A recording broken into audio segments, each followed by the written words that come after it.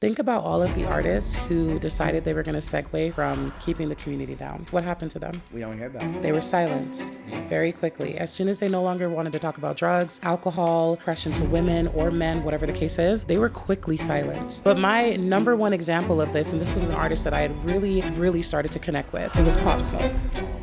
And when he was finally like, yo, like, we're doing all this music, he's like, but my homies is still killing each other. Like, what are we doing? They said, sing the music or write the music, sing it, and that's it. Yep. Why are you worried about everything else? And he kept challenging them. And then all of a sudden, his home was invaded.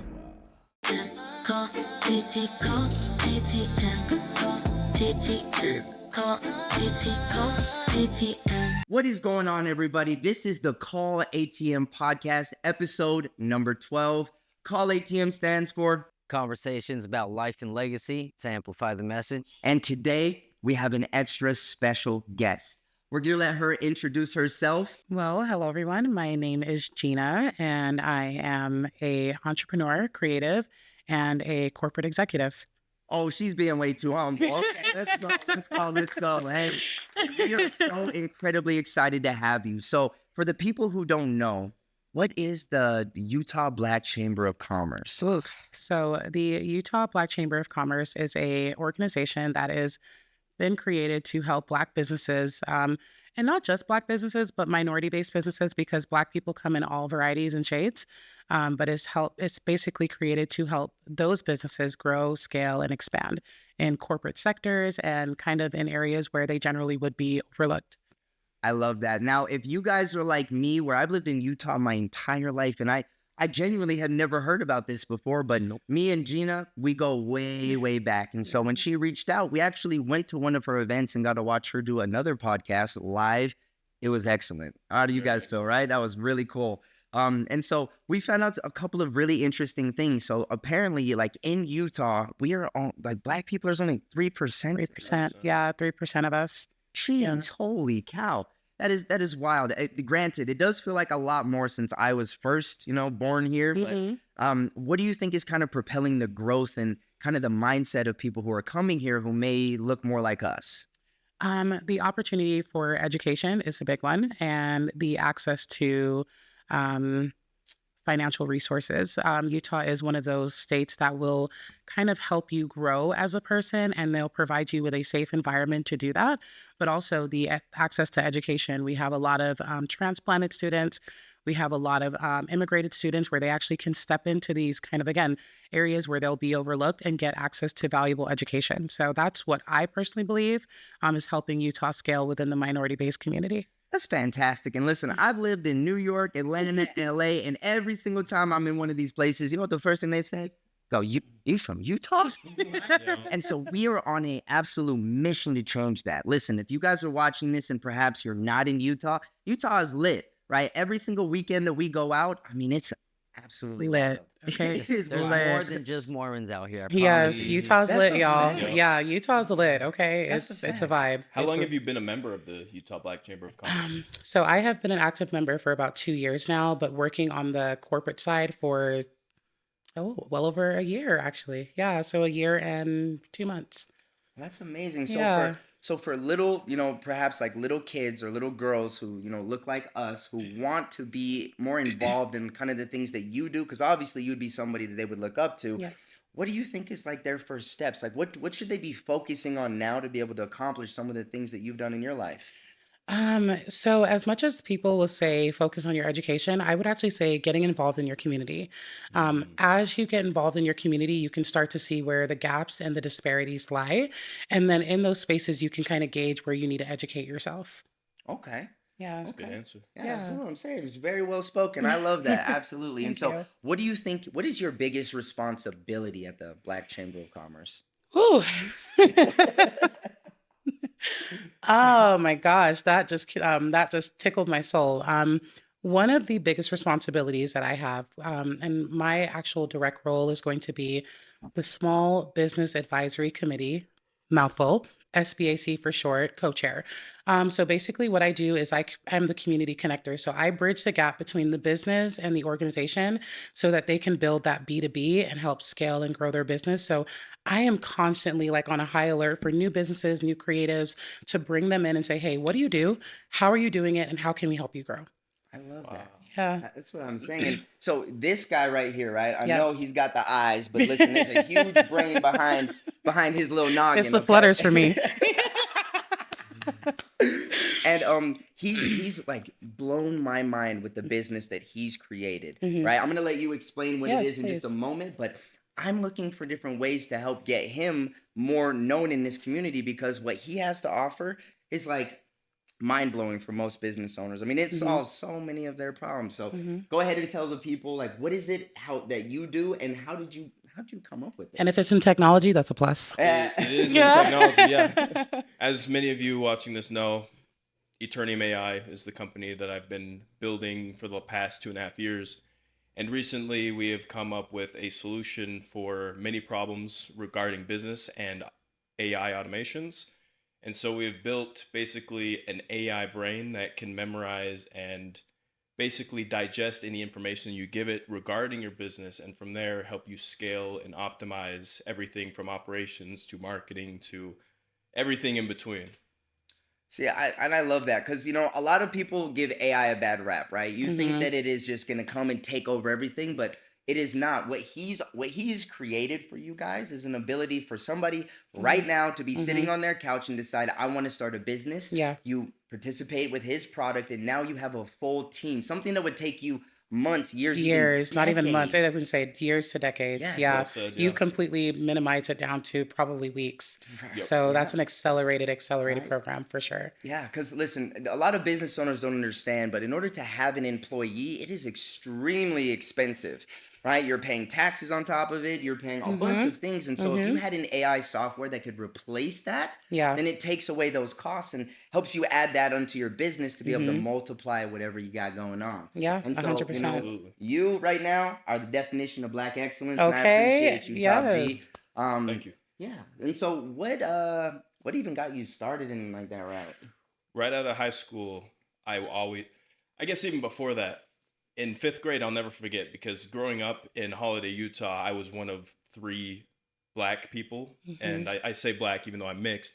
You One still of, black? exactly, yeah. We'll One talk of about that three, in just a You still second once you black. say one of that. three, yeah, no, let's segue into that afterwards. That is an interesting conversation. But Yeah. one of 3 black people in my elementary school. And so going to some of these kids' houses for Mhm. field trips and stuff, one of which was, I think her name was McLean Huntsman, one of the Oh, he name governor's dropping. Yeah. He daughters. So name we Oh, went to dropping, her dropping. house for a field trip, you got to let them know. seeing how these people lived, hmm going to the pool. They had like Mhm. an indoor basketball Yeah. court, magnificent like palace like Yes. house. And growing up as a single mother household, Mhm.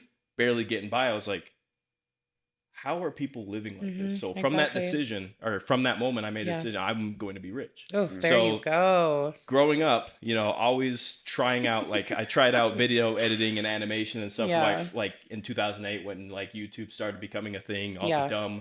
like all the dumb little animations you'd see. I'd Right, but try you were to, able to leverage it. exactly, Yeah, I exactly. would Yeah. try, things out, and they're still out there on the internet, just being stupid. But as things progressed, Mhm. right out of high school, I was like, okay, I really want to leverage what I've learned doing this, and I got into music production, and from Okay. there, I was able to learn about the basics of like social media marketing and building a website and stuff. And through that, I kind of got introduced to like the crypto space, and Oh, from okay. there, NFTs, and from there, like Mhm. digital art. And then it's kind of interesting too because I was actually reflecting on this, like, how did I actually get to AI? And it was from like becoming an artist Mhm. in the AI space. I was seeing like people creating art with AI. And so instead of like 3D modeling, which I was studying, I was like, Mhm. okay, I'm not going to really focus on this part because Mhm. AI is kind of taken over that. I'm going to worry more about like the coding side Right. and then utilize AI for the art. Mhm. And then I was seeing like AI kind of take over the coding aspect. I was like, oh, well, there goes like a couple months of learning AI down the Right. drain. Like I don't really need to learning coding. Right.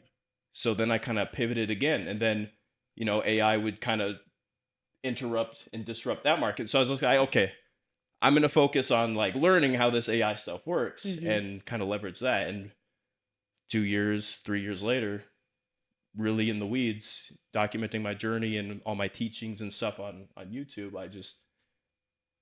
It's like the amalgam of everything that I learned just kind of pointed me to this direction. Okay. Mm. All right. Well, Can hey, I just man, that add was something in really quick? Oh yeah. So it's just to basically kind of like piggyback off of what I originally said, but to go into what you said, you got involved with the community and you learned where you needed to be That's educated. right. Exactly. Yeah. But Exactly. you see how Yeah. she said it in a sentence and you said it in a novel? Yeah. That's what I'm That's- saying. I- It's all about communication, And- people. and- And that's the And that's black the in thing, him. too, And that's the black in him. Exactly, because I mean, with AI too, you got to give as much Right, context as that's- possible. yeah, So I'm exactly. just word vomit. Yeah, well, because people are afraid of AI. They're That's very terrified of true. AI. So the way Yeah. he breaks it down, and again, if he's speaking with somebody, and this is where the Black Chamber comes in, and he's speaking with somebody, right? But they're still looking at him as he's just a black man. Mhm. They're not going to hear the value of the communication he's coming in with. But if he comes in with a certain group behind him, they're like, oh, what are you saying? I hear you. So immediately the whole entire energy changes towards that black man. That's very, very true. See, Yeah. that's Good why point. that's why he hang out with me. Because listen, my whole thing is just like, you know how water is the most amazing thing on the planet, but it's Yeah. built of 3 molecules, right? Right. 2 hydrogen, 1 Right. oxygen. We still Right. can't create it. Right. Brilliant things are simple, and the Mhm. average person, Mm. they can't digest everything that Exactly, someone they be can't, saying. So they you can't. have to break it down in a way that's Yes. easily digestible, Yes. which is why I'm his mouthpiece. So let's go. Hey, but I I really wanted to focus on what you just mentioned, right? Because as somebody else who's mixed, do you identify as black? Mm. Oh, that's a good question. It's a I really good would question. identify as black, but I'm also part Italian, so it's like You can't just I- be demographic. exactly Yeah. like it's Yeah. it's hard to identify as just one race because Mm-hmm. I do take pride in the Italian side of my Exactly. family, but I Right. also Mafia. exactly Sorry, I yeah, didn't- my great granddaddy's Watts, you know, but also yeah, I do take pride in black culture and just Mhm. like everything that we've built and stuff. So yeah, Which is so much stuff that I hope you guys did your research on, okay? Because listen, black people have invented so many great things, Yes, not we just peanut butter, okay? Like a lot of stuff. they invented peanut butter. The way I thought it was going to be Hold- something else, and Yeah, he says I didn't peanut know butter that. of all George things. Washington Carver. You know, I didn't know that either. So, wow, know I guess what? we Tate did black his people didn't research. do our This research. is your Yeah. senior nerd correspondent here tuning in on history. But yes, so there's been a lot of things, right? Black people are credited with one of the first brain surgeries. Okay, that I do I know can go of, yeah. like down the list of amazing accomplishments that. Mhm. But what you had mentioned earlier, you know, you were saying that no matter what value you bring, sometimes people still just look at you As a like a black man, Mhm. right? Yeah, or And so the thing that I would like to touch on is that even when, so all of us are technically, they refer to us as African American, right? Mhm. If we were to go to Africa they would look at us crazy. right now, right, that we would still not be technically We wouldn't be welcome. black enough Yeah, or That's- African yeah. That's enough. what I'm Yeah. saying. So, what do you think it is about our culture, right? About black people, Mhm. African Americans, melanated, however we want to refer to them, that we Mhm. feel like we are in competition with each other, have Mhm. to categorize each other to such a level where it's like, you're not black enough, or you're Mhm. too black, or you're what? No, that's how I pointed. You said too black, but you know what I'm saying. Just like, what do you think that really is? And maybe you can chime in on from an outside perspective. It's like being Mexican, but being born in America. When you go to Mexico, you're not Mexican to them because you don't speak the same accent, the same Mhm. lingo. It's completely different when you're born here, but you're from another country originally, but you Mhm. haven't really been brought up within that culture, within the environment, and all the things that they have to deal with every single day. Okay. I agree with what you're saying, but I just want to say something that I've noticed specifically here in Utah. I don't know where it is other places, but I've noticed here in Salt Lake City, the Hispanic culture and community, they'll stick together regardless of where they're from. The Polynesian culture will Yeah. stick together and build their community. The Asians will stick together and build their community. The whites gonna definitely do it. But us Especially if black, they're Mormon. but the blacks, oh, we gonna segregate and we're gonna Mm. colorist between all of us, especially if it's like a darker skin group or a middle or a more fair skin. And we always feel like there's this like battle that we have to go after to get to the top. And I think it goes more to like an ancestral sense where we were always pinned against each other. Think about what they did to our ancient brothers and sisters. They would pin two of the largest black men against each other, and you fought to the death to be chosen as the best slave. Yeah. So think about how deeply that's ingrained within us. Like you two black men in the same space, you both bring value. You're both great people, great to the community, but we're going to pin you against each other because only one of you can be great. See, we would have been looked at as, you know what I'm saying, some Y'all, house niggas. I was going to say, y'all the house niggas. That's what we would have been. Y'all have been in the And house. then we would have been looking out the window like, oh shit, you just see what happened. Like, yeah. But we still peeing in massive cereal. Exactly, So you know what I'm saying? right, exactly. But I completely agree. And so what you're saying is you think that it is It's ancestral rooted. trauma, right? Trauma, yeah. Okay. Black people are traumatized. And even me, specifically living here in Salt Lake City, I have tried to befriend Black women, right? I have been here 19 years. Okay, so I've been here. We've been in the soil. We've been out here. And Black women would just be like, and they wouldn't befriend me. And so my group was always Hispanic, Polynesian, Chinese, white. And then people be like, well, why you ain't got no Black friends? Because y'all don't like me. That's why. And my group, my community didn't make me feel safe. And so when I even stepped into the Utah Black Chamber and I saw this organization and I'm like, I felt afraid to even join that space because I'm like, what if they feel like what I'm doing is too much, you know? And even when I took the seat as the co-chair, there were people like, why did she get it? Because, it was deep. It went very deep. So it's like, because I'm here and I do the work and I'm here for the community. I'm not just trying to be the Black woman on the seat. I'm here as Gina Gittens on the seat. And I'm trying to bring all of us into the same space so we can all eat at the same seat. Do y'all not see what I'm trying to do? But they see it as like, oh, I'm just coming in and taking what they think they should have. But it's like, no, I'm trying to build the platter so we can all eat. And I've been through that multiple times. And that's, I'm so glad you brought that up because that is what the inception of this podcast is. I have spent my entire life up until this point only focusing on how to propel myself into this world. And what this podcast is designed to do is highlight each one of our talents, to highlight other people's. Right. Because when we serve others, we gain the world. Exactly. Right? And that's the whole reason why we do this, you know. And people have comments on, oh, why do you guys have this guest on, or why do you have this guest on? It's always a scrutiny. But that's basically my answer. It's because we want to give people who genuinely wouldn't have a voice the option to tell their story. Yep. Yeah, Right. exactly. And whether you guys can understand that or not, that's one thing or another. But I just think people deserve that, right? And I've been very good at networking and getting, you know, things out, you know, into the public space, and so have you and you. But you know, I just think what we're doing here is so incredibly important. Having these conversations because. Listen, when I was growing up, there was nobody who looked like me, right? Okay, at all. I can only imagine what it was like for you here. That was like...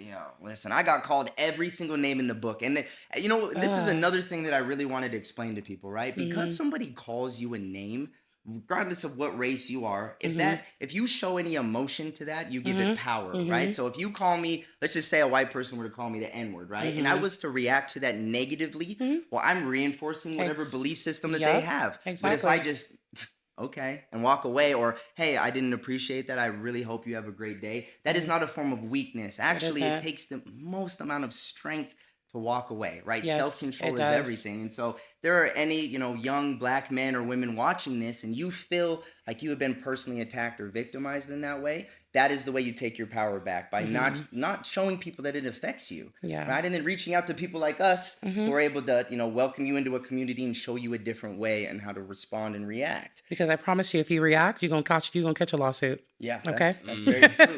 That's very true. You're gonna end up right in that courthouse. This is not like for me, I had to learn that the hard way. You react, you're ending up in the courthouse. I'm like, oh, okay. So y'all don't just, okay, no fire with fire. I get it. Yeah. And so another thing that I really think that people don't understand is how great, you know, Black history really is. So is everybody here familiar with somebody named Hannibal? Yes. Okay. Now, tell me why in all of these books, right, when I was growing up, I used to go to the library. Even though I'm dyslexic, I still managed to learn how to make the words stop jumbling on the page long enough to focus on what the words were saying. And all the pictures of Hannibal were of a white guy. Okay. Now, tell me why a couple of years later, you know, I was able to figure out that Carthage is in Northern Africa. Wow. Right? Northern Africa. Hannibal was a Black man, okay, who he was the first person to ever bring elephants across the Alps walked straight up to Rome's doorstep and said, enough is enough. And That's I guess my crazy. question for you is, do you think that was the inception of when certain demographics decided that these people cannot gain that sort of power again? Mm, 100%. Okay, you think so? 100%. Because again, we've always been, really think about it, the way they have kept us down. Why would you want to keep something down? Mm. Because it's going to be great. It's a threat. It's a threat. Exactly. You're not going to keep something that's bad down. You're just going to keep, you're going to let it expand. And think about our culture and our community now. Things that are bad, they spread like wildfire. If it's not good for you, it spreads like wildfire. Look everywhere. There's fast food, there's junk, there's, all sorts of things that people can indulge in that are bad for you. So if something is good for you, it's usually kept quiet. It's more restricted. Think of the elites. You can't just access the elites. You can't just step into high society because it's good. So again, the same thing with our culture and our community. We come with a certain power. And so if we let those type of people step into power, what do you think would happen?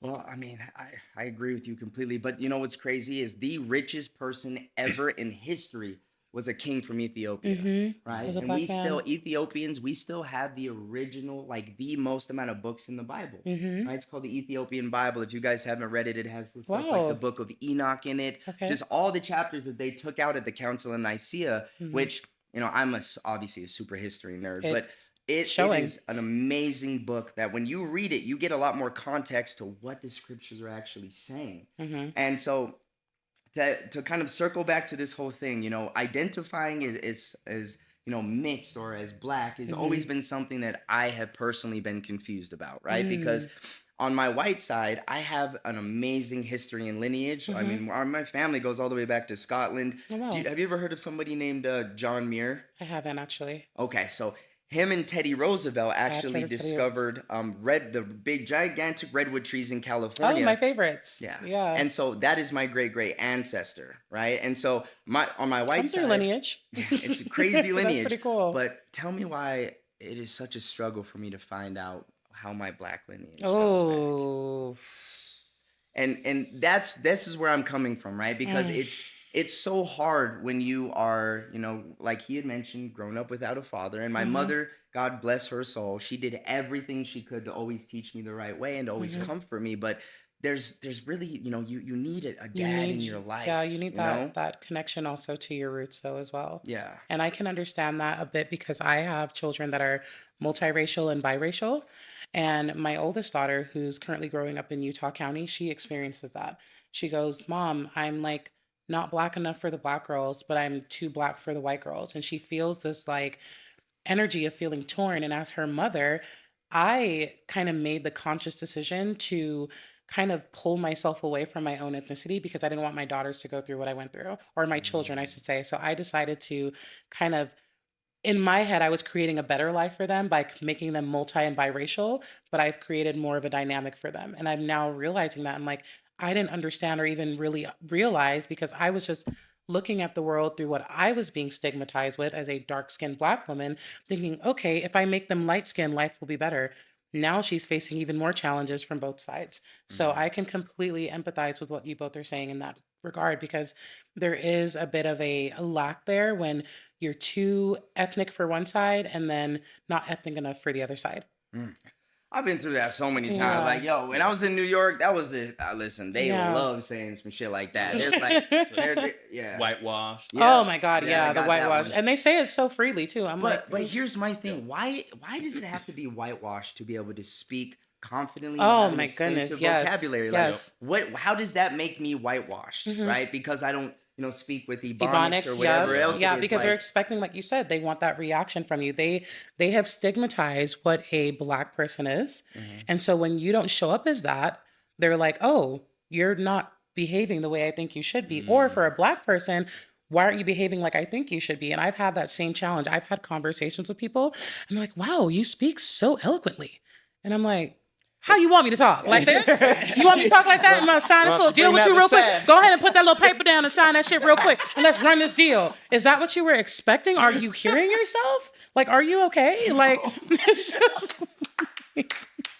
Beautiful. The switch was Love Yeah, that. code Love switching. that. Code switching too. When you live in Salt Lake City, you learn to code switch. And I don't care what people want to say about that, but I'm a code switcher. Yep. When I step into a space and I'm sitting in a room with CEOs and CFOs and billionaires and millionaires, I'm not going to show up as my Gina is self. I'm going to show up as Gina Gittins. But once I step out of there, and me and my homies connect, I know how to code it up and switch it up and we link up. But people don't understand that. They want you to be completely raw and authentic. And I'm like, look, I'm already showing up with a nose ring, my nails done, Yep. like tattoos. That's enough. Okay. I'm Yep. pushing the boundaries already. And I'm the co-chair for a Black organization. I think I'm doing enough already as it is. But let me show up as the person, the executive, and let me move into that space and then show them there's more of us like this. But we're very well educated. We're very grounded. We're very versed, but we don't have to fit that narrative of what you believe an executive to look like. I can look like this, speak like this, and look at you this way and still hold a valuable conversation. Which I Very think well is so said. important for people to Yeah. understand. Like, especially like I mainly am hoping that young people are watching this Oh episode my God, who have yes. questions or feel Yes. like you guys are alone. Because Yes. trust me, you're not alone. Every No, person on this you're couch not. has been through the same situations, Mhm, right? And so mhm. we spoke a minute ago about, growing up without a father, Yes. right? And so I am unfortunately the only person here without kids. Okay. So you growing up without a father, how has that impacted the decisions that you've made Mm. raising your son and showing up Mm. in his life as good as you have? Which You is know- amazing, by the way. He's a great Yes. dad. Black man being a father. Come on now. I used to think that because of me not having a father, that I was always going to miss out on a lot of things, right? Mhm. But it just showed me the importance of fatherhood Yep. and brotherhood as well, because I'm the oldest of three sisters too. Oh, So I wow. didn't have any sort of like masculine influence and everything. So Mhm.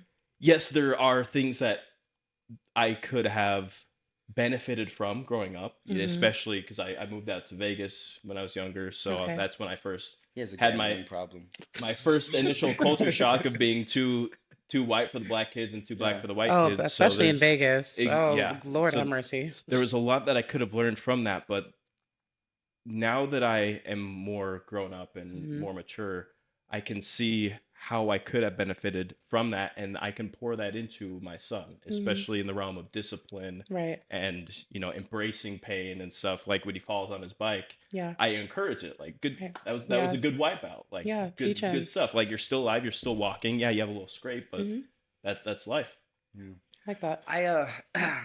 I remember one of the hardest moments in my life was the moment I realized I didn't have a dad. 'Cause Oh, that's at the- like the worst pain. At the very beginning, I really didn't realize it, right? And then Mhm. one time, my little bike chain fell off, right? And I was surrounded with all these kids in the neighborhood, Mhm. and I didn't know how to fix it. And one of the kids Mm. goes, "Didn't your dad teach you Oh, how to I fix hate that?" when they say And- that to you. It's and like, bro. it was like that moment in the movie when it's like the camera zooms in and you're like, It's like wait a second. Wait, what? "Dad is A supposed dad? to teach Yeah. us this?" Yeah. Right? And so, yeah, that's when I started having questions. And just, I remember the look on my mom's face of being so just like emotionally hurt, Mhm. having to explain this to an 8-year-old, you Yeah. know? And I could just see the pain in her eyes, which Mhm. made me react very emotionally. But like, Right. it was tough stuff. So I've already made this vow so many times on the podcast, but because I grew up with no father, Mhm. I'm going to be the best dad when I get the opportunity, just like you and just like you. Because both these guys, oh my gosh, they spend so much time with their kids, teaching them Aw. everything. And low key, I'm a little jealous because I'll be like, I want to teach my little guy how to do cool stuff. You know what I'm saying? It'll come in due time. yeah, In due all time. in due time. All in But due time.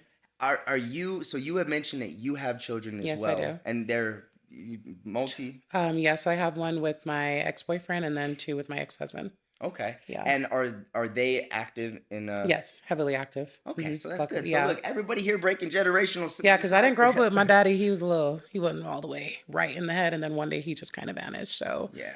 yeah, I don't know what happened there. I think my mom did some Jamaican voodoo. But Oh my God. That's a good one. Hey, listen, I've heard about this forever, right? And also the Haitians, because you know what I'm I'm saying? telling you. When we used to link up with like Kodak and Uh-huh, stuff, like yeah. I hear stuff, but I don't know. So No, I need I you to believe explain. it. So for me, so my father was a very, and this is coming from my own belief. So this is just for entertainment purposes only. My father was a really intense man. Again, growing up as a biracial man in New York City, he had to fight for his title, basically. He was a little bit skinnier, and then as he grew up, he kind of got into MMA.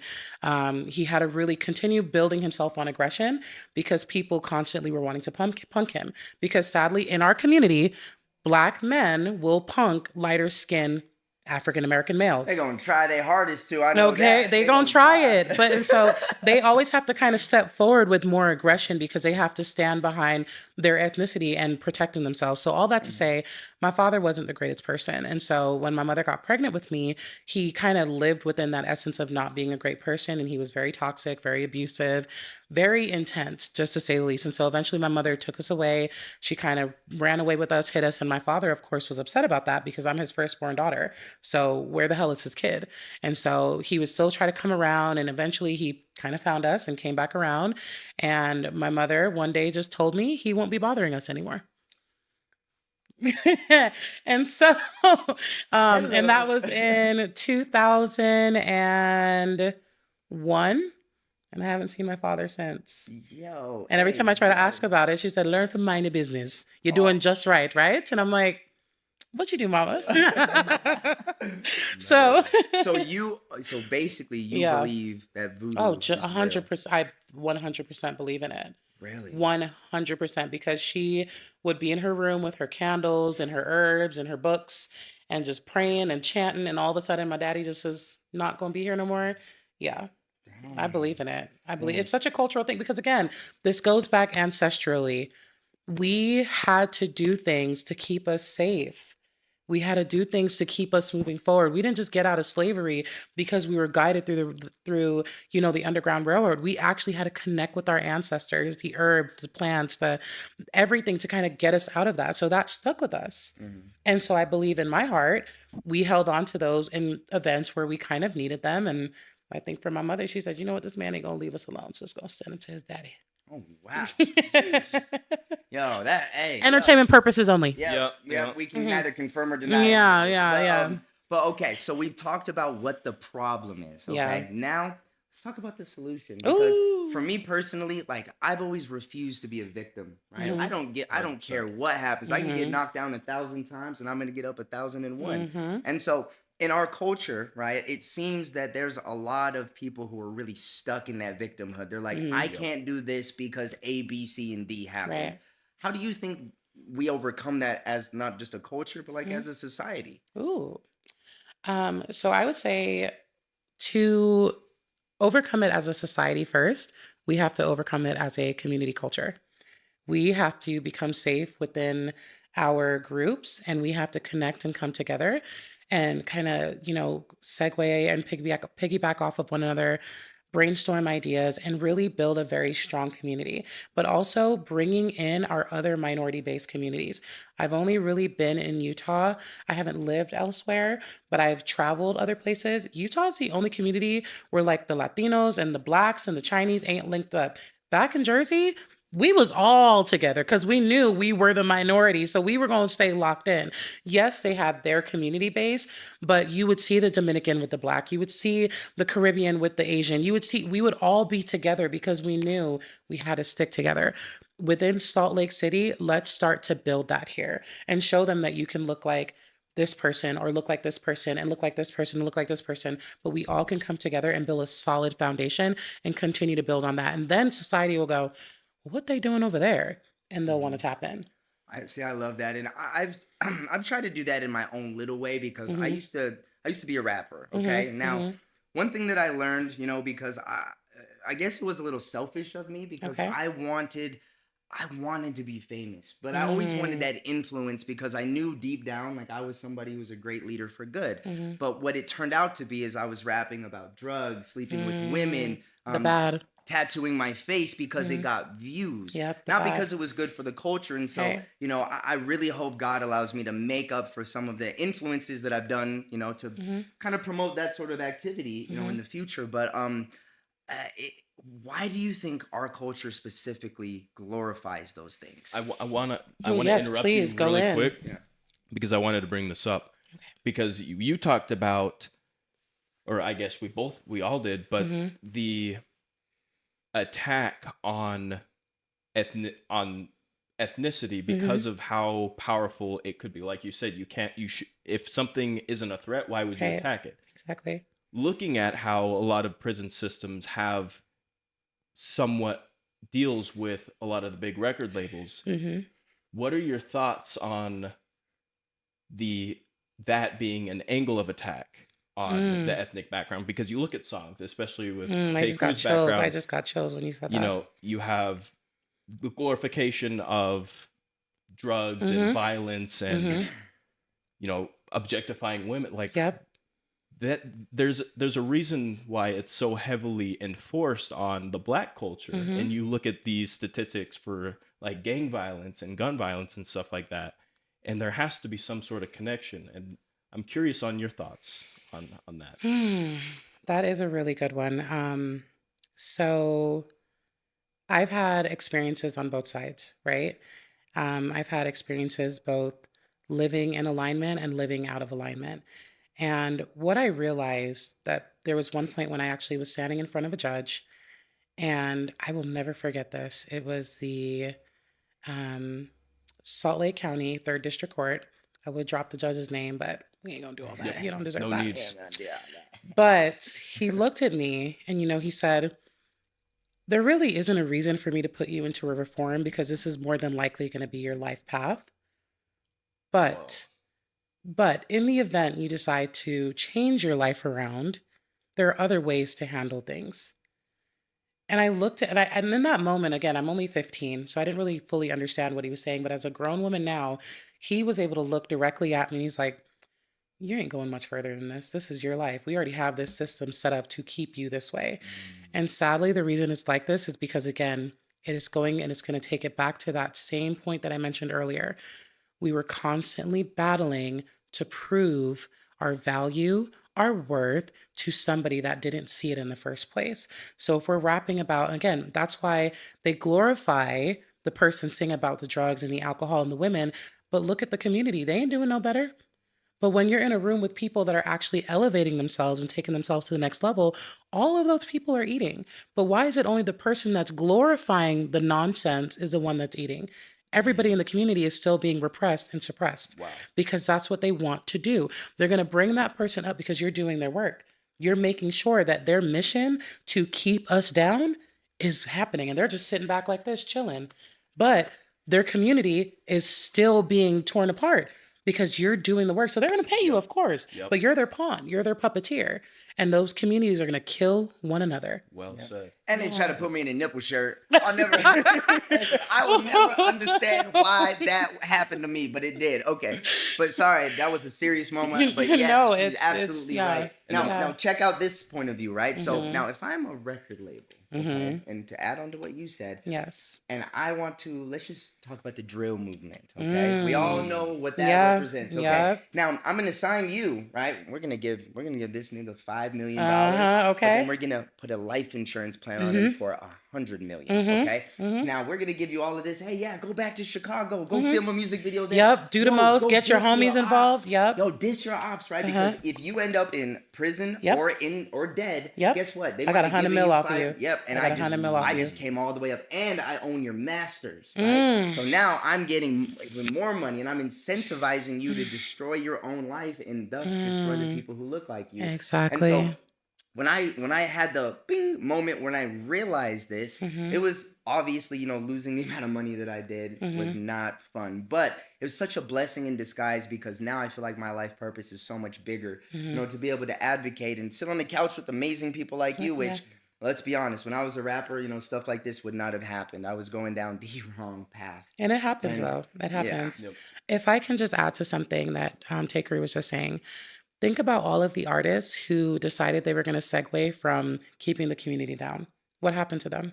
We don't hear about them. They were silenced very quickly. As soon as they no longer wanted to talk about drugs, alcohol, oppression to women or men, whatever the case is, they were quickly silenced. Like Kanye. You see what I'm saying? And even if they're still, because even if they're too big, they can't fully take them out because they're too big. Yeah. But my number one example of this, and this was an artist that I had really, really started to connect with, it was Pop Smoke.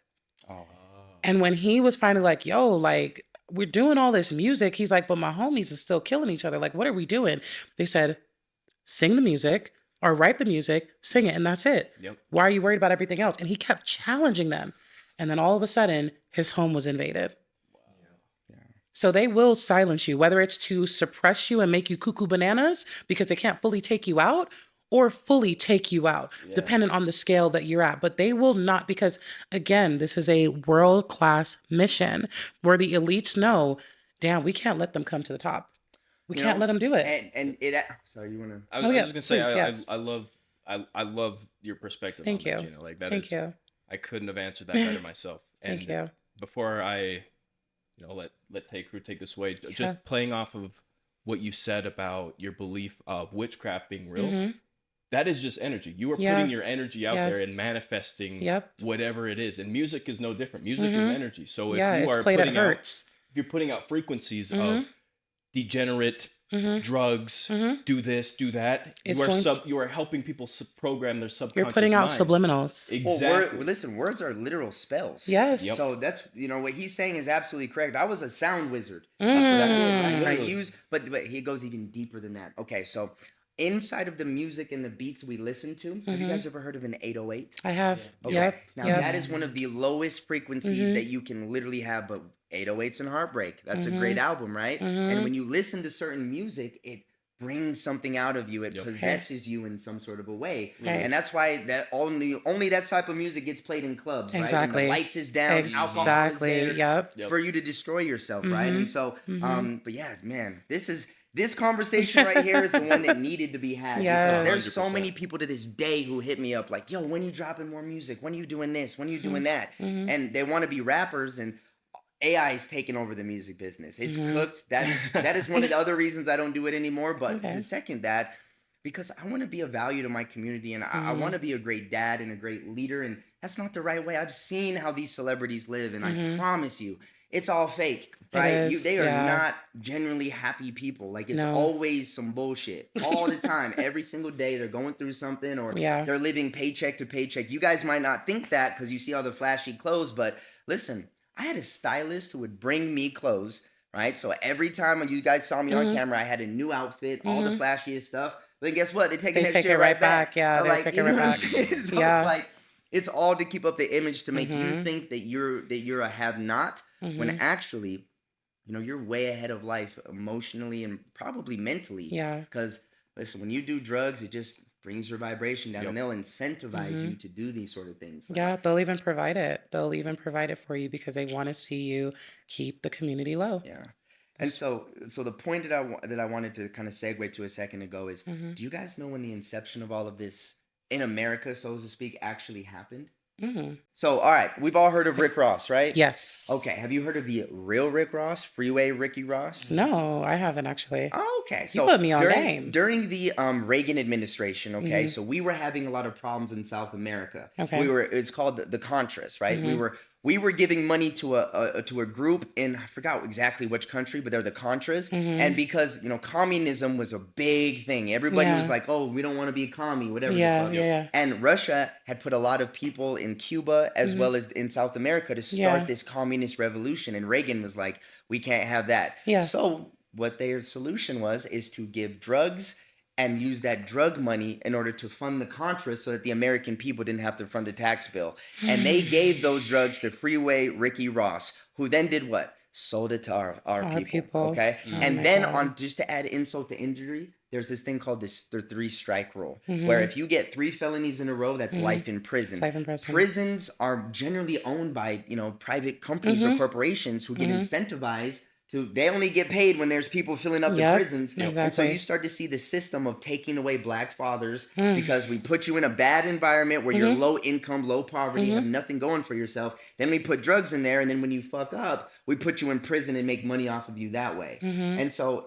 when you really think about it, it's fucking insane. Thank God for the internet, because my advice to people who are still living in the hood, still living in these places is you guys can get out. If this guy can freaking do it with his AI stuff, that's all it can takes get is out. the wanting to Yeah. live a better life. Yeah, And it 100%. starts with mindset. You gotta be Shift aware. your mindset. Exactly. You gotta be aware of things, and then you just need to shift from victim to I can do something about this, and I'm Yeah. going to do something about this. And I think, and again, to just kind of mention the basis of technology, it's at your fingertips. Literally. You can literally change your entire life now through YouTube.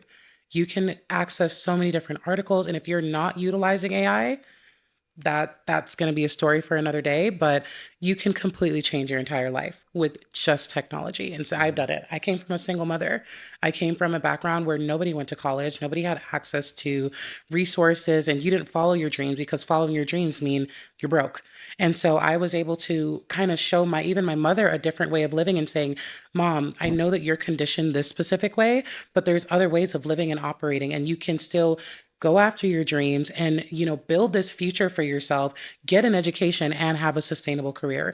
And she would look at me like, well, prove it. And now I'm doing it. So yeah, Nowadays, all you need is your cell phone, maybe a literally, laptop, and you can do so much with you can just do that. so much. I'm like, And one of the key ingredients too is community. Community. If you are in the yes. right circle of other people doing the same, Yes. iron sharpens iron. Oh, 100%. Brotherhood, community, sisterhood. That's really important too, because that's a whole other conversation. Yeah, we got to do that. But just to kind of add to what you're saying, but just because mainly people are going to be like, well, how am I supposed to do that? I live here. All that I'm trying to explain to you guys is like, who you hang around with, you're going to become. So if you look at your direct circle and you go, oh, bro's got 5 felonies, bro just caught a gun case, bro is on the corner selling drugs. Unless you want that to be your reality, unfortunately, you can't be around these people. You just can't. You can love them from a distance, and you being successful will naturally gravitate them because it's up to you to lead the way. It's up to you or to be leave them behind. different. Or to leave them behind. Yeah. Exactly. Which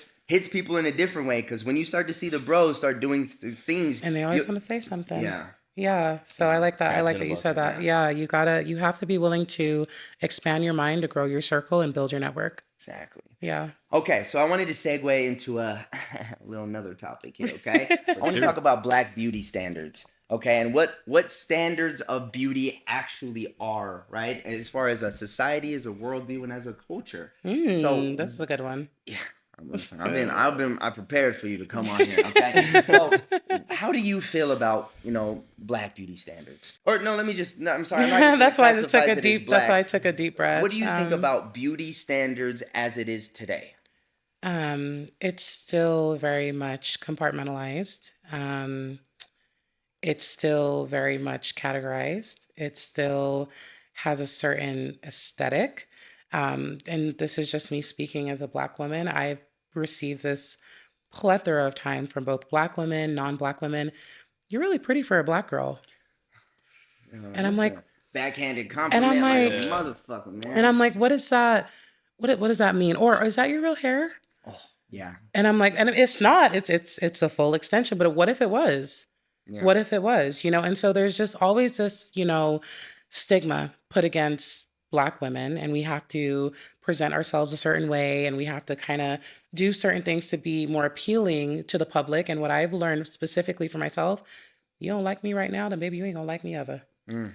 See, for me specifically, I've always Yeah. been attracted to women that have melanin, right? That's always, I've never ever dated like a Caucasian woman. Really? Ever. Because like for me, it's not necessarily what I'm attracted to. But the reason I brought all this up is when I was growing up, I didn't really see people that looked like me in magazines, right? And I still, because people think I'm Filipino or whatever, anything other than Black. But I remember back before I went bald and I had hair, people always, a little self-deprecation is never a bad The way thing. he had it through that. You just gotta accept it. He's humble. He's humble. But Right. but basically, like, people would always want to touch my hair. They call me curly Yeah. Q or curly Yeah. fries or whatever. But why do you think that like it's something that's not like glorified? Because Black women are absolutely beautiful. I can name literally 1,000 Black women that are like, oh my God. Not to mention it's in the Bible. You guys remember King David? He found the Queen of Sheba. She was, according to the book, a baddie, right? beautiful. And she's Okay. from where? Ethiopia. She was beautiful. Right? Okay. And so She was beautiful. Black people come in every single shade and color. You even have white Africans, right? Or because you know what I'm saying? And Yeah. it's always blown my mind at why do they want, or whoever they are, but why Right. do they want us to Believe that it's not beautiful? Yeah. Again, Like afros. it's I'm talking the about suppression. Yep. It's the suppression of greatness. Because if they allowed you to believe that you were truly valuable to society, the power, I'm telling you right now, the power of Black people is something out of this world. I mean, we are educated, we are versed, we are strong, very, very strong. Our Black men are some of the strongest men that walk this planet. Our children are some of the most educated and most intuitive kids that roam this planet. But again, they're not given the opportunity to really explore and understand that. And so, even coming here to live in Utah, like I went through a massive culture, like a massive identity crisis, where I literally was like, I remember there was a time I was like standing in my bathroom and I just was like scratching at my face because I was like, I wish I was just a different color. And like I said earlier, I literally like looked past my own ethnicity, men that I would find highly attractive, and I'm like, I can't do that to my kids. I literally blocked out my own ethnicity to ensure that they could have pretty hair and high complexion and lighter eyes. Like I specifically, and that's a trauma. And I'm not saying I look at any of my three daughters now and say that I don't love them, but I also wonder, I'm like, I created you from a wound. And now I'm an older woman and I'm able to look at that and I'm like, I love you. And that's why, so if my daughters want to rock their afro or she wants to have her big hair, and I remember my 8-year-old one time, she had her hair and the teacher was like, ooh, I love your big, big curls today. And she was like, please don't do that. And the teacher was like, what? She's like, you didn't do that to anybody else in the class. Please don't do that to me. And I said, clock it, baby. Clock it. Yeah, because you're not, because why are you doing that to her? Because that immediately puts her as a focus of like, oh, your big hair. And it's like other kids have their hair. Why are you pointing just her out? Yeah. So it's now having to teach my children, and I haven't really exposed that part of like the dynamic of their ethnicity to them. Maybe when they're a little bit older, I'll kind of explain why I decided to make them multi and biracial, but it was from a wound because I was conditioned to believe that I was not beautiful. And then one day I had to look in the mirror, scratching my damn face, and I'm like, girl, are you losing your mind? And I had to slow down. And I remember just like sitting on the toilet and I'm like, you know what? I'm going to love me today and every day hereafter because this is the skin I have. And ever since that day, 2010, I will never forget it. I have consistently moved in the essence of embodying being a dark, melanated Black woman in Utah. I love that. Yeah. So just to follow up, because Yeah. we want, right now, right, our reach may not be as big as it's going to be in It's still 5, pretty 10, big. 15 years. Yeah. But what advice do you have for a young Black woman Mhm. right now who is struggling with not feeling beautiful? What advice can you give her to overcome that? Step one, take a deep breath. Look in the mirror and realize that you are not only just existing, but you are hopefully existing in a very healthy body.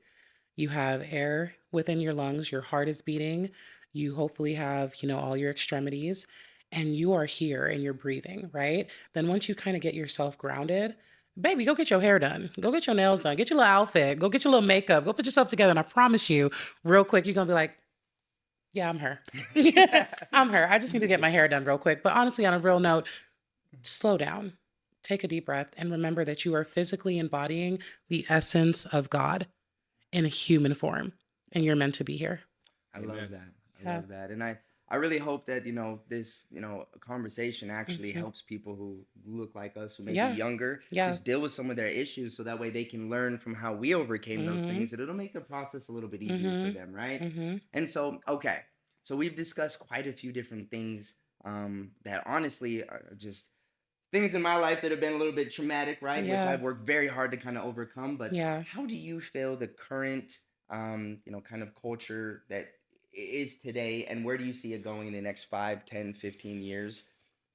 Like, how do we progress? Like, I know you kind of mentioned that earlier, but like, what are the actual steps besides just linking in communities? Mhm. Well, I guess, okay, time out. I'm just doing a little bit of word vomit. It's okay. The dollar stays in the Black community Mhm. for like less than, it's like a day or two, right? I Mhm. think it's less than that, and It's we're the way only less. community Way that less. does that. Yeah. So with you being, the Black Chamber of Commerce chair, Mhm. how do we solve Co-chair. that problem? Co-chair, sorry. How do we? Nikki Walker still holds the chair seat.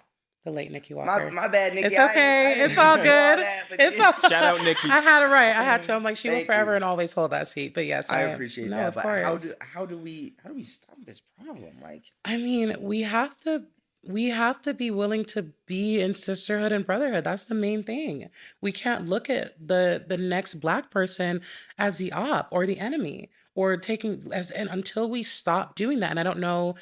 I don't know if that's going to be something we can transition out of within the next 5 to 10 years. That's just me being realistic. And that's going to be more of my analytical mind coming in. Progression wise, it's going to be probably another 20 to 30 years for our community. Are we making positive strides? Yes, ish. But also, no, we still are like very much against one another, and we don't just sit down and have these kind of conversations. And I know that we're trying to, but we have to do better at wanting to help our black brothers and sisters grow and not be fearful of what it's going to take from them. Okay. So Okay. I yeah. like that. So, do you feel like a lot of black people focus on their credit? No. Okay. Why do you why do you think that is? Because one, to black people, that's free money. They don't we don't have the financial. What you mean you want that back, bro? You sent me that card. Yeah, I The gave it fuck? to you. Excuse my language. Sorry, but No, you're good. that- You're good. you trying to set me up? Talk about interest? You gave me 100. You want two? Nah, boy, you crazy. Hell So no. that's number one. We don't have financial literacy. So Okay. because within our community, we haven't been taught to understand money and credit and finance and Bitcoin and cryptocurrency and things like that, we don't understand the depth and the dynamic of why it's important. So we just blindly go into these spaces and we end up in debt. Like you had said, you give a black man $5 million. What's the first thing he gonna do? He going to the club. I'm wild. Out. Yeah. He out. He Yeah. outside. He on Yeah. private jets. And by Baby. what? Maybe 2.5 years max, he's broke. Yep.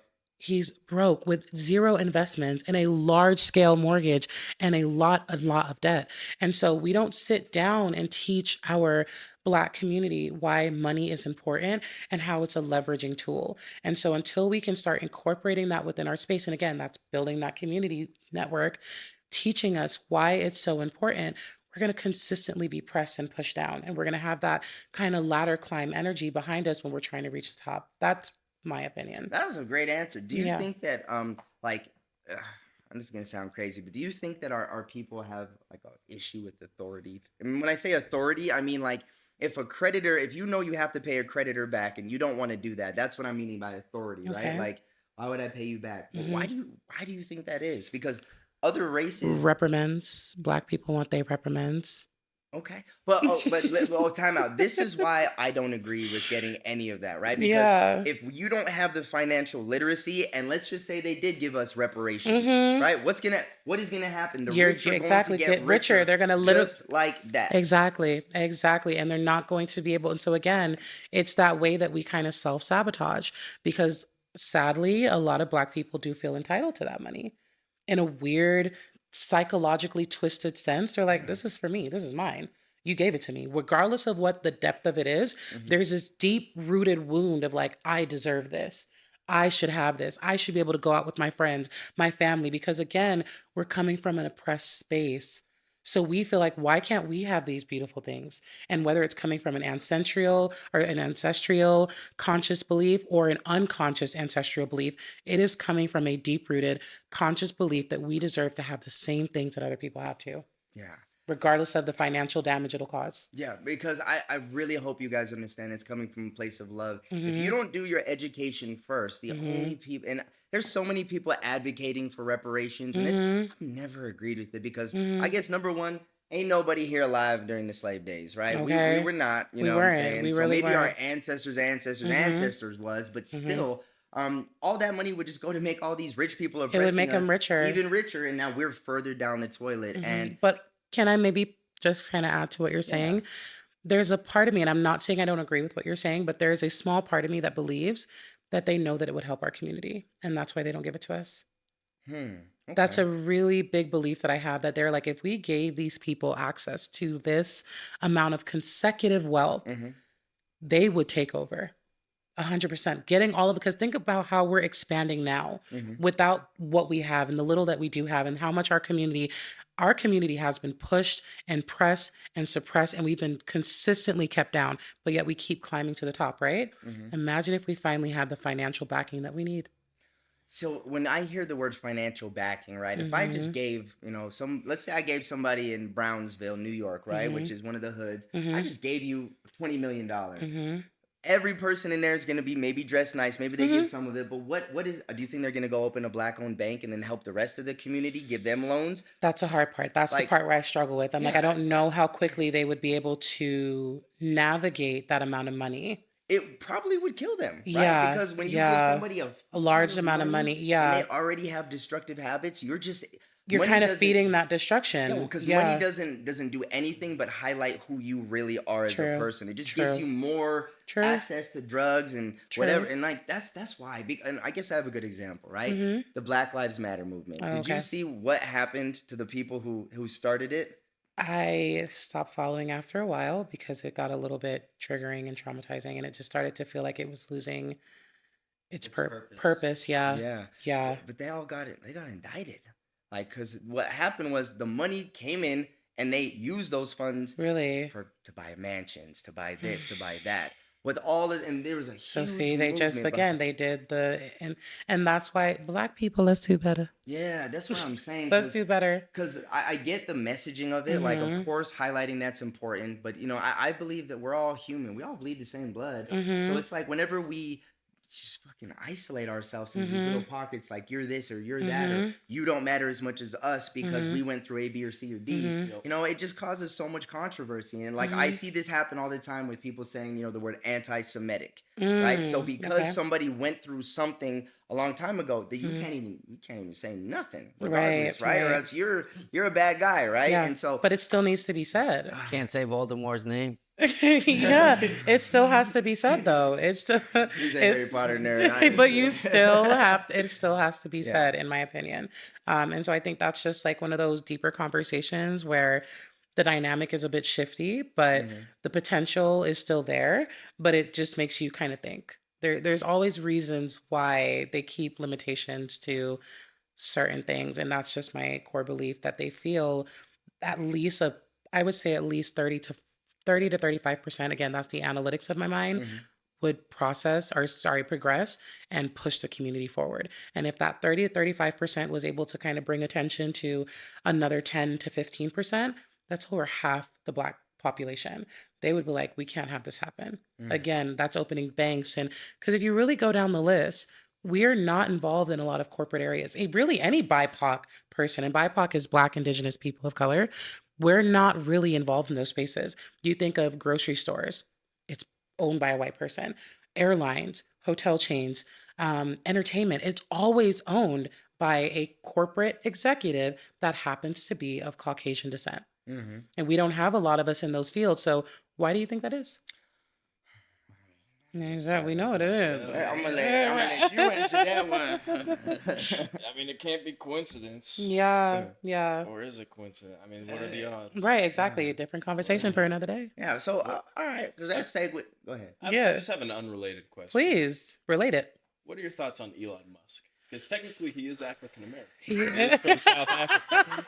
He's from South Africa, so my boy Elon, African American, but Here's what I when Trump said he's my favorite African, I I'm not mean, gonna he lie. wasn't wrong. I'm not gonna lie. I mean, though, I was cracking up. I was like, yeah. sometimes, you know what I say? Okay. My favorite African. My favorite one. He's my favorite one. it's like, I wonder why. My particular thoughts on Elon Musk would be, we can't be mad at the man. And there's a lot of people that are going to look at me and be like, a Black, like again, saying the things that shouldn't be said. Why are you mad? You're supposed to have these. You're right. And I'm like, if I saw a Tesla pull up, I'm still hop in it. I might even still want to buy one. But again, it's because I can't be mad at, and this is what I tell people, you step into that level of power and access. And then when you're in that access level, you show me how you operate. You're going to be all there for your community and doing all those things that you said you were going to do. I got something so good Please, for that. hit All it. right. All right, so I remember the first time the thought ever crossed my mind to have a Black president was when Tupac was rapping about it, right? And then guess what? In 2008 and 9, we ended up getting one. So my question for you is, do you think Obama did anything for Black people? He legalized weed. Oh. Decriminalization. Yeah, but like think about that, right? It So was- is that generally a healthy habit for anybody to have? Absolutely not. Not at all, right? So And that's not being like weird or anything. I just feel No, like it's any just, sort of external substance if anything, his wife did more and is still doing more for Mhm. the Black community. But again, can I just kind of put a little bit of, maybe some grace in that space? When you put somebody of melanin in power, surrounded by white elites, you have a very minimal voice. He did not have a lot of say so. But he's the most powerful person in the world. Just a figurehead. Yeah, He was just just a But then why figurehead. do people say that blame Trump for everything then? Because Exactly. it's the same Exactly. chair. Or Exactly. blame Biden for everything. It's the Exactly. same chair. Exactly. It's the matter of you are only authorized to do as much as you're able to do, right? And so for him, he was the first Black man to take the seat as a president of the United States. He had to sit there and be robotic, poised, scripted, and follow his leads. And that's it. But that's not what the campaign was all about. Oh, of course not. Right? Because then we wouldn't have brought him into office. But that's what I'm saying. It's a bit I of feel a like- it's sadly it's a dual-edged sword there, where they had to make sure that they brought in the Black community. Look, we're doing things for you. See, he's here. And then he comes in and they're like, ha, see, that's this what is how things actually. yeah, it's a hook, But- it's a hook, and it's a bait and switch. So I'm not trying to dive too deep into politics. I just think this is so important that we Okay. have this conversation. But do you guys know when Black people actually started to become Democrats systemically? It was in the late 70s, if I'm not mistaken, but you enlighten me because you have a lot of education and history. That's So when John F. Kennedy was assassinated, right? Mhm. I forgot who took his place. His name is escaping me, but that president right there, Mhm. right, who had come out and he's actually said very racist things. Mhm. What they decided in that moment was, okay, we're missing out on a huge market and community, so we're Mhm. going to incentivize Black people to start voting Democrat, because before that, a lot of Black people were voting Republican, Really? right? Oh Okay. yes, 1,000%. And so Hmm. the way that they did that was with these programs, Mhm. right? So when you give people free things, Mhm. right? Because Mhm. and then also you combine that with taking away the fathers. Now instead of the woman depending on a man to provide, now you provide on the system, you provide on welfare, you Mm. provide on this, right? Mhm. And when you really think about it, right? Why do people vote for certain parties? Both parties is full of bullshit. Okay, both parties ain't doing the goddamn thing for Mhm. any one of us, right? And I Mhm. think we can see that so clearly. But when you approach a Black person, and Mhm. generally speaking, I Mhm. can't say for everybody, Right. and you say, "Hey, I like what this president has done, or this one," and maybe it's not a Democrat, maybe it's an Mhm. independent or a libertarian. They're Mhm. like, "You didn't vote for Kamala? You ain't Black." When Yeah, Biden, immediately it's just a skin Yeah. color thing, and they don't listen to the depth of why you need to vote for Yeah. that person. Because when Yeah. Biden got on the radio with Charlemagne the God and said, Mhm. "If you don't vote for me, you ain't Black," I looked at that statement. I was That's like, "There ain't no way. That's There ain't no insane. way." That's insane. Like, what about the qualifications? Right. What about, right? Like, what Well, makes you a good president? And the way I see it is just how, again, when you're in that level of power, and I think people just, they see it from a very blind perspective. They're not in the depth of it. They don't understand the logistics, right? And so they're just like you said, you ain't vote for Kamala, you ain't Black. And I'm just like, why? What reasons do I need to vote for her for? Why are you voting for her? Outside of just being a Black person, why are you voting specifically for her? What is she going to do to better you in your community? Mhm. And they can't answer. See, me, I'm gonna just be real with y'all because I'm Mhm. open and honest. I did not vote this last I election, didn't either. but the Nor did moment I that didn't either. Kamala got on the news and said, they were like, "Well, what are you gonna do different than Biden?" And she Mhm. said, "Nothing." I was like, "Oh yeah, that's the moment. I'm just okay. I'm out." Because I didn't vote either, and I can proudly, openly say that I work in a government agency, and I didn't Yeah. vote either. When I don't have enough evidence to provide a solid vote, and there are people like, "But your vote, you just should have." No, I'm not just gonna blindly just. To me, how I see that is like having. Say I'm stranded in the woods, right? And I'm given a tool to survive, and I have a bunch of arrows. Am I just gonna blindly shoot them off because I have arrows? Yeah. Or am I going to find a target and actually shoot it to where it needs to be so I can ensure that that arrow is going to give me something valuable? And so I'm not just going to blindly throw a vote out there and expect it to hit, and it still didn't. So it's like I feel like the odds were against us regardless. And I think this is all a part of a bigger picture that we potentially may or may not ever understand. But again, a story for a different day. Yeah, because that's just one thing that Politics are crazy. Yeah, it's just Politics it's are always crazy. Politics- bothered me. Politics are crazy, and they can really put a wedge between Families, families, communities, communities, friends, friends. especially this. No, I'm just playing.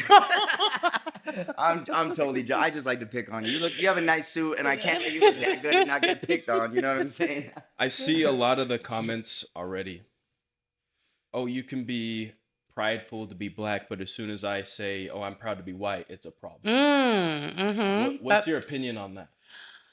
Like, because as far as I'm concerned, we're all American. Yeah. It doesn't matter if you've been here for a year. Right. Doesn't matter if you've been here, if you were born here. Doesn't matter if you got if you're on the soil legally, You're American. you are American. You are my brother. You are my sister. Like, yes, you are black. You are white.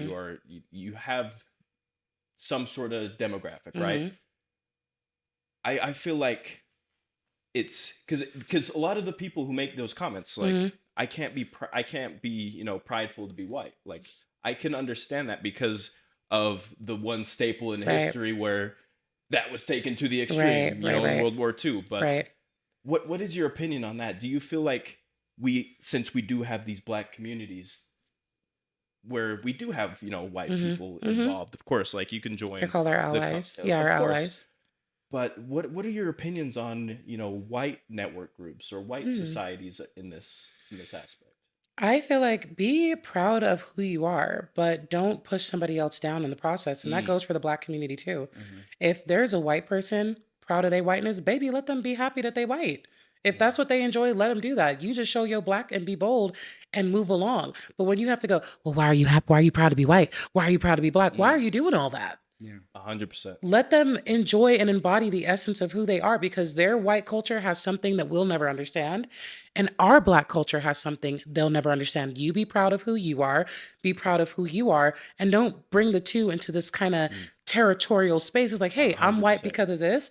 You're black because of that. How can we build our communities together? 100%. And at the end of the day, let's come together, shake Yes. hands, have a Yeah. cookout, and Yeah. God bless America. Because listen, we Exactly. have two very extremes, right? You got Nick Fuentes, you got Dr. Umar. Okay, now both of these two preach this like it's crazy, like Yeah. oh, it's so blah blah blah. But both of those two are on the extremes, and my whole Exactly. thing is just like I'm mixed, I'm black and white. You gotta meet in the middle. Meet in the Like, middle. you have to have grace and love for both. Exactly. You We're know? all Yep. still humans and we all have value. And I think that's why sometimes when I see certain, people just getting so territorial over skin, and I'm just like, there's bigger It's deeper than that. problems. That's a fact. Because There's bigger but- things because- besides skin. Like, but the reason that we have darker skin is because specifically of melanin, which Right. is an adaptation, Right. right? Which is very, very healthy. You'll It notice is. that No, it is. melanin is actually it's a genetic cheat code. I mean, we can be out in the sun all day long, every single. Well, I don't know about We this guy, shouldn't. but $100%. I'm like whiter than him. Like,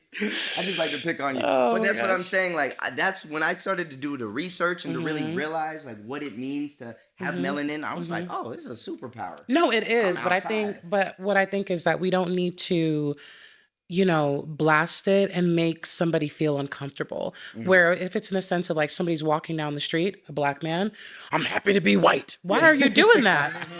Go on your walk. I didn't say anything to you. But if you're in your own community, you're doing your white things, great. But when you start to pinpoint it and target it at somebody, or like a black man seeing a white man, I'm proud to be black. I'm a black man. Why are you doing? You're trying to create a problem. And that's when I have a problem, because now you're trying to create an issue that was never fully there. Enjoy your race, enjoy your ethnicity, be proud of who you are, but don't challenge somebody else because of it. Yeah. Amen. Yeah. You know what my biggest fear is that there needs to be something that is so tragic to happen in America, like 9/11 or Pearl Harbor, for all of us to stop classifying ourselves as black, white, Asian, and just to be American. I feel like that's the only It way ain't. people like really. Can I be honest? The only way that something like that's going to happen is if the movie Don't Look Up happens. Because we've had multiple catastrophic events happening and we immediately go back to how we are. Look at when COVID happened. There were people, the masked, the unmasked. There was always this segregated dynamic until humanity, think about that one more time, until humanity is challenged, where they're like, hey, we have extraterrestrial beings coming down to Earth that's going to wipe you out and your homie, whether he black, white, Asian, or blue. Y'all better get together and figure some shit out. That's the only way we're going to come together, because we don't know how to be humanitarians. Mm-hmm. We see our next person as an op. If you don't know them, that they're an issue for you. But until we are challenged, think about it, really think about all of those kind of movies where humanity was wiped out. That was the only time where people gave other people grace. Yep. Except in zombie movies, it was everybody versus everybody. That's my biggest fear. I'd rather have a meteor come. It's a quick death. I don't want to get chased around the block. For real, I'm not trying to have no mist. I'm not trying to have what's that other Oh. crazy little one where their faces look like plants and they're opening up. All of what is that? That's the Last of Us. Yeah, last is doing too much. I'm not into that. Bird Like, take me Box. out. Or the Quiet Place. I'm Quiet immediately Place, getting yeah. taken out. I'm too loud. So, like immediately. But that's the only way the human population is going to look at somebody and say, "You're my brother. Come here. Let me help you." They're not going to see skin color because they know that little creature is going to yoink both of y'all asses up if you don't get somewhere quiet and dark real quick. Yeah. That's And it. I pray, like, I really do pray that doesn't need to happen. But Sometimes I wanted to. Damn. That's from Gina. Sometimes I wanted to. Build the armory, boys. Build it up. Okay, we live in an open carry state, so I need all sorts of guns. Hey, up we in have quite a few. We have quite a few underground areas up in Salt Lake City. I was married to a military man, and he's shown me quite a few bunkers. And there's a lot of means to keep yourself survived. But honestly, what else are we gonna have happen? We've literally had genocides. We've had slavery. We've had mass sicknesses. We've had wars, and nothing gets humans together. Yeah. So let's just go ahead and invade the atmosphere and see how that works. Yeah. Yeah. I just hope. So I guess now that we're on this topic. I know, sci-fi. No, this is a great topic. No, right? It brings Yeah. up a great point. But Yeah. where do we see all of this going? Like as human beings progress and we all start becoming melting pots and things like that, do you think at some point in human existence we're all just gonna be the same race eventually? That's a really good question. Wow. I would hope not.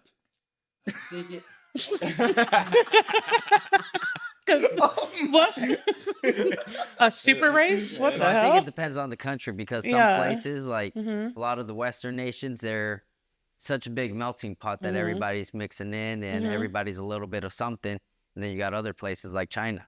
They're all Chinese. Right. You go to Okay. Mexico, they're Mexican. You Yeah. go to Italy, they're Italians. Yeah. Like there's these certain locations where they still have their ethnic culture, and then other places like here where Mixed up. everybody from It's a free-for-all. everywhere. Yeah, and you can then- get a little bit of every That's why I race. use the word eventually, because basically this is okay. I'm about to blow the lid off. Of the Oh, secret do it. plan, Let's okay? see. So there are forces at work here. There's a few families which Mhm. I've had the pleasure of meeting.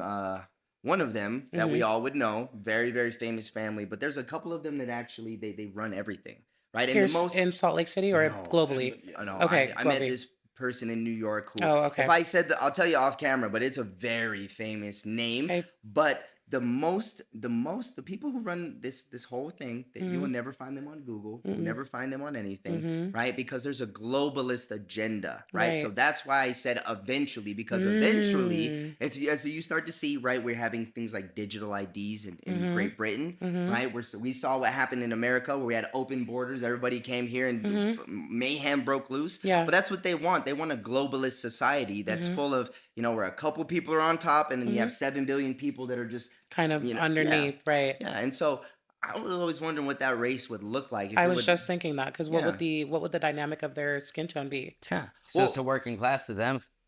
Yeah, See? but melanin Yeah. is such a strong genetic code that it would It'd have be a huge kind of influence. tricky to completely dilute and disintegrate highly melanated people of any background. I think it would be it's possible, but it also makes you wonder what would be the point of that.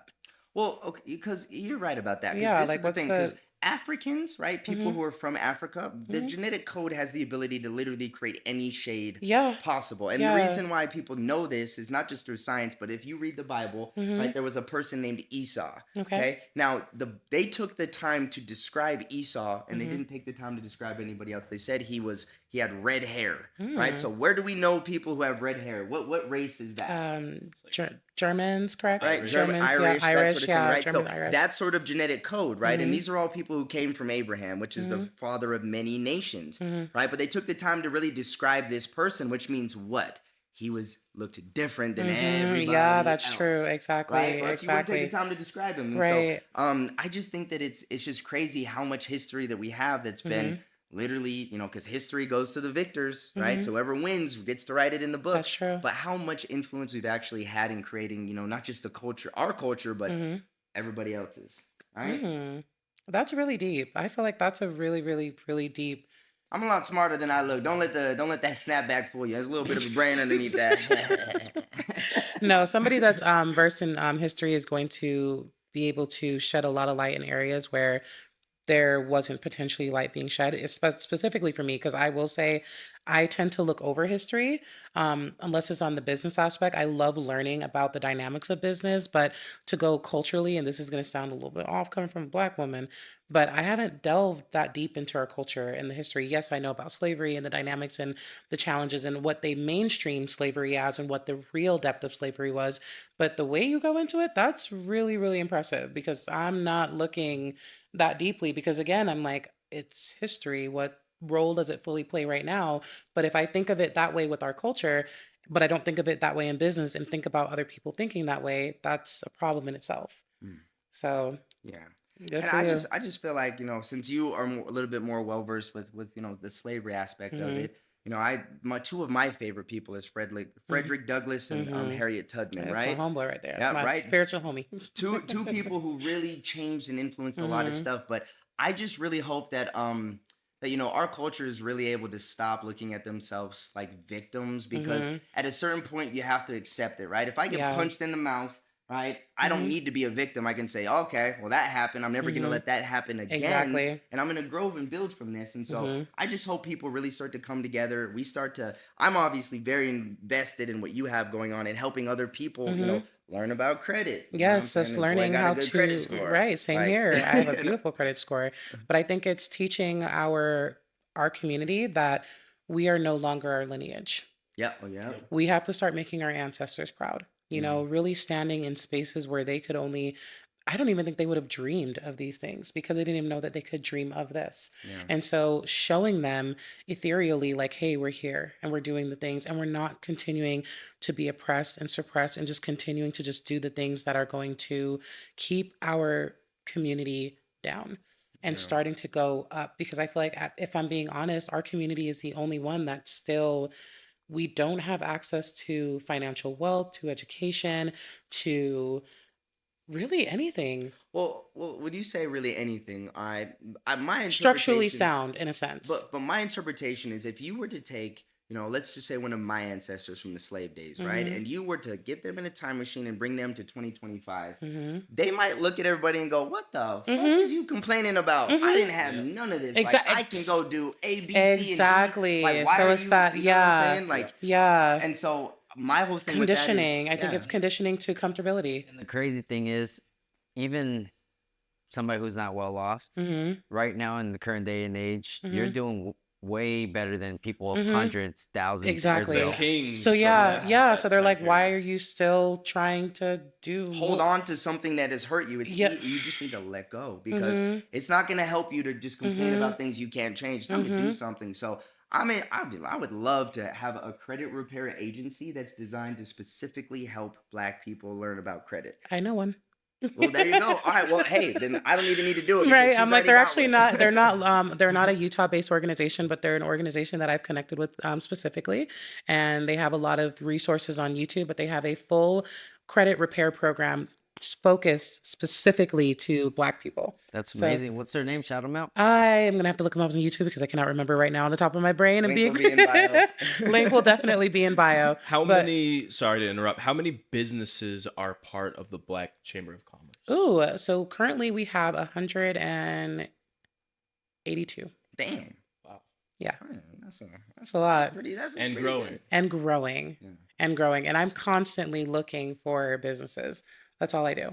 That is all I do. Is there a prerequisite to be able to join? So you have to have an established business for at least a year. Okay. Preferably having your LLC, EIN, and business insurance. All right. Say it's on the list. It's on the list. Oh my goodness. Business insurance is a big, big, big one. I think that's been a challenge in our community, and teaching them why that's important. So like for me, for example, outside of my corporate sector, I am a holistic wellness practitioner. And so I make non-toxic essential oil based products, candles, oils, aroma room Did you sprays. make this? Yeah. Oh, You I did? gotta highlight this really quick. Hold up. Listen, yo, when she came on Yes. this podcast, listen, she brought me a gift, and I'm gonna zoom in on this right now, but it smells better than That's I our even can energy candle. describe. Yeah, that's our Magnificent. energy I mean, candle. it's honestly aesthetically pleasing from top to bottom. I mean, it smells great, and I Thank know you guys you. probably can't see it, but it's just very Thank pleasing to the you. eye. And so, The herbs on top are calendula and lemon. And then the actual notes of the candle are eucalyptus, lemon, lemongrass, sweet orange, grapefruit, and spearmint. Very citrusy. Yeah, very citrusy. So Beautiful. very invigorating, good for helping you stabilize your energy, but grounding yourself so you're not just hyperactive and doing a bunch of things, but you're focused and you're centered on what it is that you're supposed to be doing. We So all it's, know Tay needs oh, it. that's why I brought that oh one. my, Literally, yeah. listen, So, I'm the most Got a hyped brown Jenny. one. I feel great all the time. I got pheromone cologne on, but yes, this was honestly something that made me smile because yeah. like it's very rare that I get gifts, and for you to bring this here for us, I Yes, mean, I'm gonna yes. share it with the boys. That's and what you're I gonna, figured it was going to be. I was like, it'd be a really good one to yeah, have during podcasts and just yes, have it burning and kind of help stabilize yourself because we all need it. exactly. But all that to say, I'm a holistic wellness practitioner.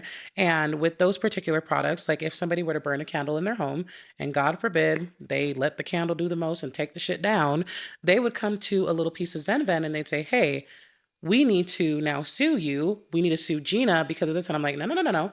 You're not suing me because now I have an LLC that protects both myself, but also within having that LLC, my business is entrusted. So teaching Black businesses how to structure their business in case somebody comes and does the finger point, you're like, no, no, no. You and the business can handle that issue.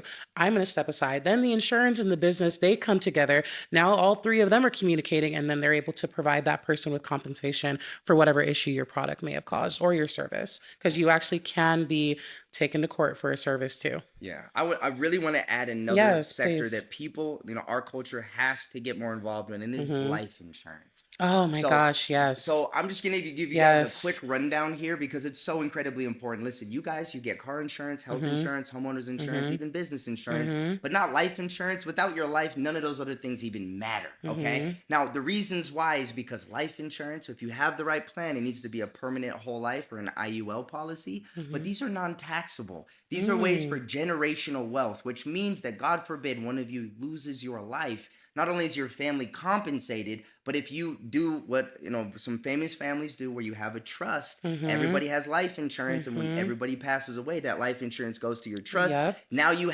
you're basically your own bank. Each Yep. person in the family can take loans against that using the cash value, and it's all non-taxable. And that's how you build generational wealth. Which is what we need, you guys. We absolutely need, and all it takes is about, if you spent maybe an hour a day just researching things like life insurance and AI and how to create your own LLC, it's gonna solve your problems. You just got to do the education. Get the little Reese would education. say. Yeah, get your education. And that's a big thing. And it's not just going into, because I think a lot of people, they hear education and they think, okay, debt, college. No. Build your foundational education first, and then you can find out how you're going to expand that structurally to a degree. Yeah. Everything you need to know is at your fingertips on your phone. On that That's phone. true. Man, I think that this conversation that we have Was had, amazing. absolutely, and we are so grateful that you came on this podcast Thank because you. I just think that there's going to be some, little Black kid or little Black girl or family or even somebody who's our age right now. Yes, never, specifically our age, I think. 100%. Definitely. Yeah. but who has never heard people that look like us have a conversation like this where you get so much value. How does somebody get more involved with the Black Chamber of Commerce if they're in Utah? Well, I would say the first thing is just going specifically to our website. You also can reach out to me directly. Information will be In the bio. in the bio. But I would say go to the utahblackchamber.org and just kind of research on there. You can send in a contact request, and then one of our intake specialists will reach out to you, and they'll either kind of bring you in formally, or you can kind of meet with them via Zoom and kind of get informed and see what we can do to offer you assistance.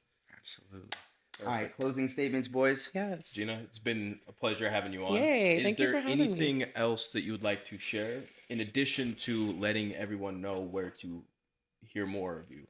I am so not the greatest about plugging myself in, but you can check out my social medias. You also can visit my website for my particular products. The link will also be down there as well. Yep. And then just get more involved in the Black community and the BIPOC community. I'm very big on BIPOC because I do have multiracial and biracial children. So please get involved in your minority-based communities and just support them because the support is truly needed and it will not go unnoticed. So that would be my closing statements for sure. Beautifully said. Arlene, Oh, do you can have check out our one? podcast. I have a podcast too. Oh yeah, she got okay. I We're do. gonna put mad links Yeah, in the mad bio, links. please. Yep. Hey, Beautiful Brown Girl, season 3 Yes. coming soon. Oh, okay. Now from our Latino correspondent. Just wanted to let everybody know it's very important to shop locally instead of going to Yes. these big businesses. Find people that Yes. you may know, support them, find local business, make the dollar go around your community Yes. a lot more so it goes further and it helps other Mhm. people that's in your community. 100%. That was a good Support one. the brown dollar. I go to taco stands all the time just to let you know, Allison, I got you. And that food is so good. I'm telling you. I'm just affirming what he said. I love that. I'll I be just doing love the that, taco you know? stand reference. That's such. Oh my goodness. Was that out of pocket? I'm sorry, bro. I'm Nah, sorry. it was perfectly pocketed. You're letting them Okay. know go to the taco stands because they're Yeah. fire. It is super They're fire. so. I'm telling you, the food is delicious. It's so good. And there we Absolutely. are. Well, this has been episode number 12 of the Call ATM podcast, and we are out.